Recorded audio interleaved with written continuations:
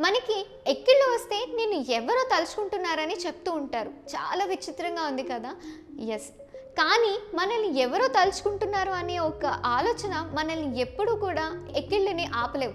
మనం ఎప్పుడైతే దాని నుంచి మనం డైవర్ట్ అవుతామో అప్పుడే మన ఎక్కిళ్ళు ఆగిపోతాయి. అందుకే చాలామంది ఎక్కిళ్ళు వస్తున్నప్పుడు భయపెట్టడానికో, లేకపోతే ఏదో షాకింగ్ విషయాలు చెప్పడానికో ట్రై చేస్తూ ఉంటారు. అట్లా ట్రై చేస్తే మనం ఆ డైవర్షన్ అంటే మన మైండ్‌లోంచి అది డైవర్ట్ అయిపోవడం వల్ల మనకి ఎక్కిళ్ళు తొందరగా ఆగిపోతాయన్నమాట. సో, ఇది ఒకసారి ట్రై చేసి చూడండి.